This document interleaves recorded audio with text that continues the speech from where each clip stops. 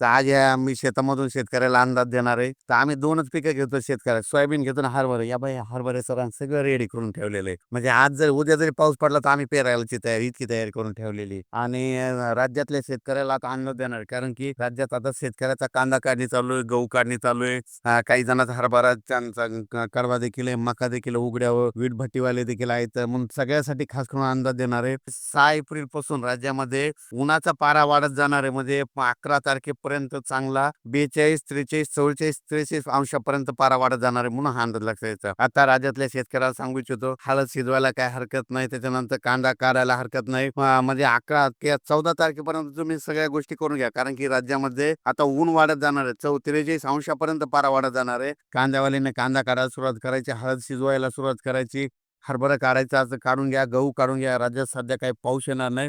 फक्त राज्यामध्ये तुम्हाला एक सांगतो काय झालं, इकडं म्हणजे कर्नाटक आणि इकडं तेलंगणा भागात तिकडं पाऊस पडल्यामुळे काय होईल, आपल्या सीमालगतच्या भागात तिकडलं म्हणजे उदगीरच्या भागाकडे थोडं क्लाउडली म्हणजे ढगाळ वातावरण राहणार आहे. म्हणून हा अंदाज लक्षात घ्यायचा. पण राज्यात मात्र आता 8 दिवस मात्र हवामान कोरडं राहणार आहे. उन्हाची तीव्रता वाढत जाणार आहे. म्हणून हा अंदाज लक्षात द्यायचा. अचानक वातावरणात बदल झाला तर लगेच एक उद्या मेसेज दिला जाईल. धन्यवाद.